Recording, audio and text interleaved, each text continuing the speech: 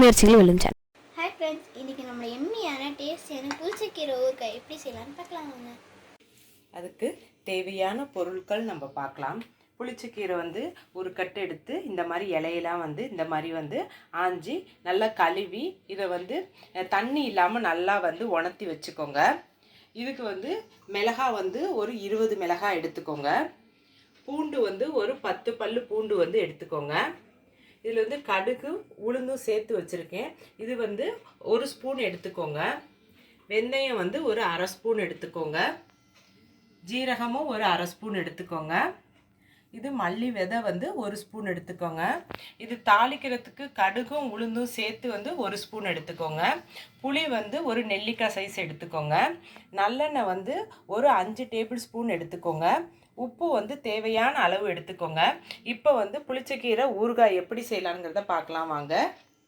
புளிச்சக்கீரை ஊறுகாய்க்கு நம்ம எடுத்து வச்சுருந்த கடுகு இருக்குது பாருங்கள். இந்த கடுகு உளுந்து இதையும் போட்டுக்கோங்க. அடுத்தது மல்லி விதை அதை இதையும் போட்டுக்கோங்க. வெந்தயம் அதையும் இதில் சேர்த்துக்கோங்க. ஜீரகம் அதையும் போட்டுக்கோங்க. இது லாஸ்ட்டாக மிளகாய் இதையும் இதோட சேர்த்துக்கோங்க. சேர்த்துட்டு இதை கொஞ்சம் நேரம் நல்லா வறுக்கணும். நான் நல்லா வறுத்ததுக்கப்புறம் உங்களுக்கு அதை காட்டுறேன். அதுவும் நம்ம மிளகாய் எல்லாம் போட்டுருந்த பாருங்கள், நல்லா வறுபட்டுருச்சு. இப்போ இதை அடுப்பு ஆஃப் பண்ணிக்கலாம். இதை நல்லா ஆறுனதுக்கப்புறம் மிக்சி ஜாரில் அரைக்கணும். நான் அடுத்தது அதை காட்டுறேன். புளிச்சக்கீரை ஊறுகாய்க்கு நம்ம ட்ரையாக வறுத்தம் பாருங்கள். அந்த பொருள் எல்லாத்தையும் மிக்சி ஜாரில் சேர்த்துக்கிட்டேன். மிக்சி ஜார் தண்ணி இல்லாமல் நல்லா தொடச்சிக்கோங்க. இதை நைஸாக அரைச்சிட்டு உங்களுக்கு காட்டுறேன்.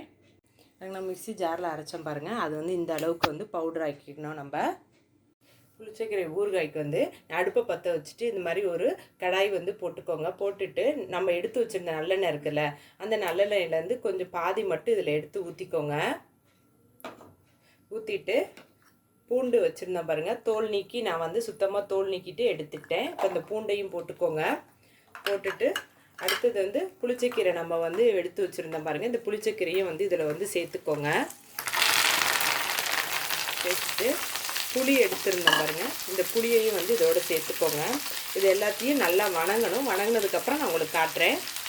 பாருங்கள், நம்ம கீரையெல்லாம் போட்டிருந்தோம் பாருங்கள். அது நல்லா அப்படியே குன்னி போய் நல்லா கலரும் மாறிடுச்சு பாருங்கள். இதுதான் கரெக்டான பதம். இப்போ அடுப்பு ஆஃப் பண்ணிக்கலாம். இது நல்லா ஆற வச்சுட்டு மிக்சி ஜாரில் அரைக்கணும். நான் அடுத்தது அதை காட்டுறேன்.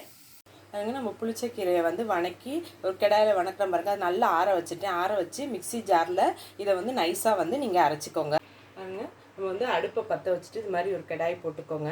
போட்டுட்டு நம்ம எண்ணெய் நல்லெண்ணெய் எடுத்து வச்சுருந்தோம் பாருங்கள். அந்த நல்லெண்ணெய் எல்லாத்தையும் இதில் ஊற்றிக்கோங்க. ஊற்றிட்டு இதில் கடுகு உளுந்து எடுத்துருந்தேன் பாருங்கள். அதை இதில் சேர்த்துக்கோங்க. சேர்த்துட்டு இந்த கடுகு நல்லா வெடிக்கட்டும். வெடித்ததுக்கப்புறம் நான் அடுத்தது என்னன்னு சொல்கிறேன். பாருங்க, கடுகு உளுந்து போட்டிருந்தோம். அது நல்லா வெடிச்சிருச்சு. இப்போ நான் அரைச்சி வச்சுருந்த இந்த புளிச்சக்கீரை இருக்குது பாருங்கள். இதை இதில் சேர்த்துக்குவோம். அடுத்தது நம்ம பொடி நுணுக்கி வச்சுருந்தோம் பாருங்கள். இந்த பொடியையும் இதில் சேர்த்துக்கோங்க. உப்பு உங்களுக்கு எவ்வளோ தேவையோ அந்த அளவுக்கு உப்பு சேர்த்துக்கோங்க. நம்ம பத்தலைனா கூட திரும்பி நம்ம போட்டுக்கலாம். அதேமாரி இந்த புளிச்சக்கீரை நீங்கள் மிக்சி ஜாரில் அரைக்கிறப்ப இது தண்ணியெல்லாம் ஊற்றாமல் நீங்கள் நைஸாக அரைச்சிக்கணும்.